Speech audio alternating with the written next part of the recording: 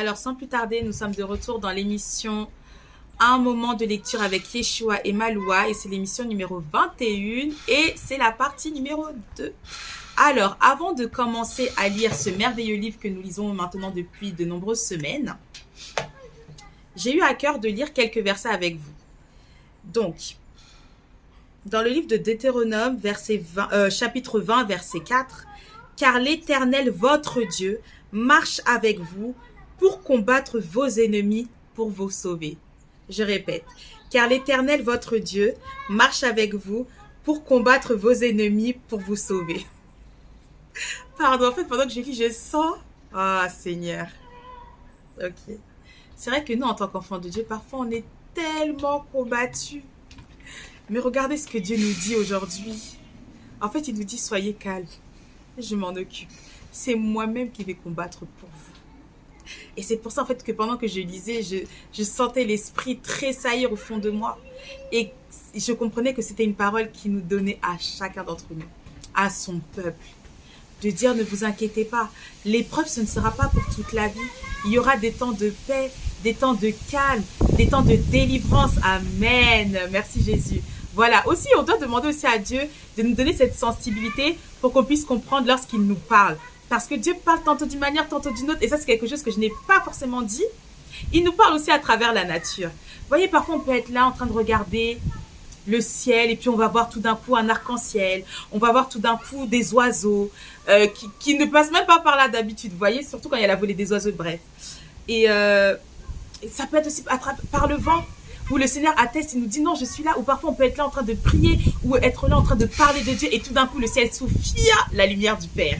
Il y a trop de choses, donc c'est trop incroyable d'être un enfant de Dieu parce que notre Dieu, il est partout. Ça peut être tout d'un coup une joie incroyable qui nous prend et là, c'est le Saint-Esprit qui nous envahit, c'est le Saint-Esprit qui nous parle pour nous dire oui, je suis avec vous. Et donc, en fait, ma prière pour chacun d'entre nous, c'est que nous puissions voir Dieu dans tous les domaines de nos vies. Après, il y en a qui vont nous dire, oh, toi, t'abuses. Laisse-moi abuser. Parce que plus j'abuse et plus Dieu me parle, plus j'abuse et plus je sens Dieu, plus j'abuse et plus je vois comment Dieu est en train d'ouvrir des percées dans ma vie et dans nos vies. Donc faisons-le. En fait, qu'est-ce que nous faisons nous? On suit seulement le chemin de Jésus. Hein. Tel il est, tel nous sommes. Donc ce que Jésus a fait, nous aussi nous devons le faire. Et là, nous verrons, nous aurons une communion incroyable avec notre Père. Et si vous savez si, même dans 10 ans, qu'est-ce que ça donnera? Dans 5 ans, dans 2 ans? Ça va être incroyable si tous les enfants de Dieu faisaient ça. Non, on serait trop redoutables. C'est pour ça que dans la Bible, il y a ce verset qui dit la création soupire avec un ardent désir la révélation des fils de Dieu. Ce n'est pas seulement ceux qui ont accepté Jésus-Christ comme leur Seigneur et leur Sauveur. Ce n'est pas que ça, c'est ceux qui vont marcher des enfants de l'Éternel, poussés par le Saint-Esprit. C'est après ça. Sinon, si c'est pour être juste des gens lambda, bah non, il n'y a aucun intérêt. Et clairement, bah oui, on n'est pas des menaces. Mais quand on comprend notre identité, ah là, on devient une vraie menace. Et là, ce qui est écrit dans la parole de Dieu, c'est ce que nous allons vivre. Et je vais terminer avec Jérémie 8, verset 36 et ensuite Exode 15, verset 11. Alors, Jean 8, verset 36. Si le Fils vous libère, vous serez alors réellement libre. Il n'y a que le Fils qui peut nous libérer. Il n'y a que lui. C'est lui qui nous donne la vraie liberté et c'est lui aussi qui nous donne la vraie paix, comme on a vu dans la partie, hier dans l'émission, un moment de Real Talk, le ciel est ouvert. Maintenant, Exode 15, verset 11. Qui est semblable à toi parmi les dieux éternels? Qui est comme toi, magnifique de sainteté, oh, amen, redoutable, digne d'être loué, capable de faire des miracles.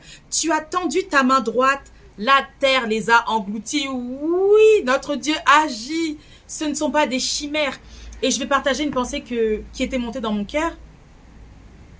Non, que Dieu m'avait dit, on dit les choses, hein, voilà, c'est Dieu qui me l'avait dit. Il m'a dit, mais en fait, vous savez, quand vous lisez ma parole, ce ne sont pas des fables. Ce que j'ai fait, c'est ce que je peux encore faire aujourd'hui dans vos vies. Mais comme vous ne me mettez pas à l'épreuve, vous vous appuyez beaucoup sur vos propres forces, sur votre propre intelligence, alors c'est la raison pour laquelle vous ne vivez pas le miraculeux dans vos vies. Alors que moi, le Dieu tout-puissant, vivant et vrai, je peux faire des miracles et des prodiges dans vos vies tous les jours, à chaque instant. Donc le Seigneur nous dit, mettez-moi à l'épreuve. Allez, c'est parti. Donc, c'est parti pour la lecture. On en est au jour 86. Et là maintenant, ça concerne Moïse. Moïse le berger. Exode 2, versets 15 à 25. Moïse s'enfuit dans le désert près d'un puits. Il rencontra 7 sœurs qui puisaient de l'eau pour abreuver les troupeaux. Moïse les aida et elles l'invitèrent à la tente de leur père Jéthro pour prendre un repas. Le lendemain, Jéthro proposa à Moïse de rester avec lui et de l'aider à s'occuper des troupeaux. L'une des 7 sœurs s'appelait Séphora et bientôt elle devint l'épouse de Moïse. Ah oui, hein, même lorsqu'on fuit, même lorsqu'il nous arrive des problèmes, des difficultés, le Seigneur arrive à créer des bénédictions pour nous. Et bientôt elle devint l'épouse de Moïse, voilà. C'est ainsi que Moïse, pendant 40 ans, vécut dans le désert, s'occupant de sa famille et des troupeaux de son père, de son beau-père Jéthro. Maintenant, on ne montre plus les images ici. Ah, pardon. Voilà. Tac. Et maintenant, la deuxième partie.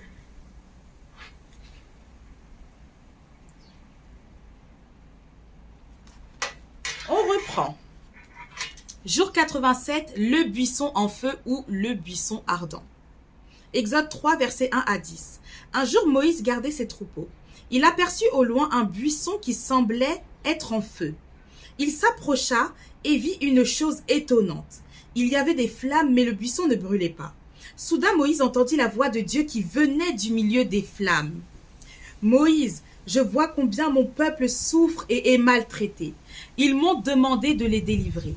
Je t'envoie auprès de Pharaon afin que tu lui ordonnes de laisser mon peuple quitter l'Égypte. » J'aime le Seigneur parce qu'avec Dieu, il n'y a aucun hasard. Il n'y a aucun hasard. Vraiment. Il vient toujours au secours de son peuple. Là maintenant, on va passer au jour 88. Je vous remontre. Ensuite, là.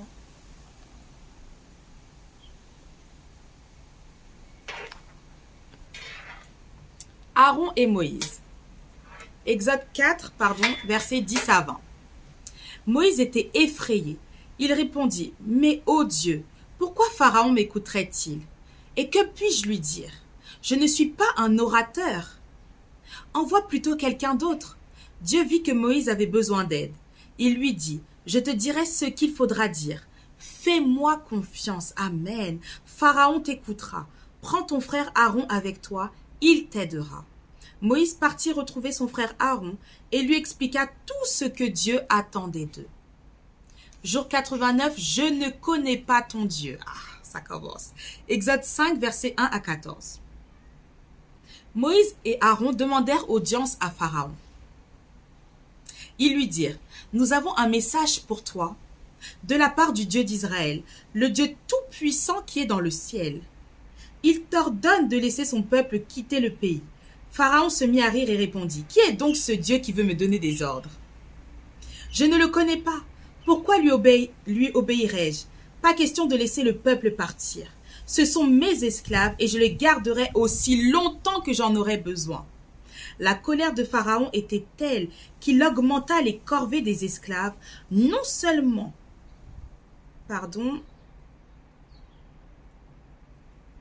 ils devaient continuer à fabriquer des briques, mais en plus, ils devaient chercher eux-mêmes la paille nécessaire. Quelle catastrophe! On va s'arrêter là la prochaine fois. Donc samedi prochain, si Dieu veut, nous lirons ensemble l'histoire qui se trouve dans le jour 90. La première catastrophe ou le premier fléau. Donc, évidemment, ces quelques histoires que nous lisons ensemble, ce n'est pas la parole de Dieu dans sa totalité. Donc, s'il vous plaît, ne vous cantonnez pas uniquement à ce que nous lisons ici. C'est quelques minutes, alors que la parole de Dieu, elle est gorgée des histoires, des miracles, de prodiges de notre Dieu. Donc, cette histoire-là se trouve dans le livre d'Exode. Et bonne lecture à chacun d'entre nous. Sans plus tarder, nous allons nous laisser. Donc, allez en paix dans la présence du Seigneur, que cette semaine, ce week-end soit rempli de sa joie, de sa paix, de son amour, de sa grâce, de ses bénédictions. Et j'ai à cœur de dire, sois guéri dans le nom de Jésus-Christ parce que notre Dieu est le Dieu Tout-Puissant. Que Dieu vous bénisse. À la semaine prochaine.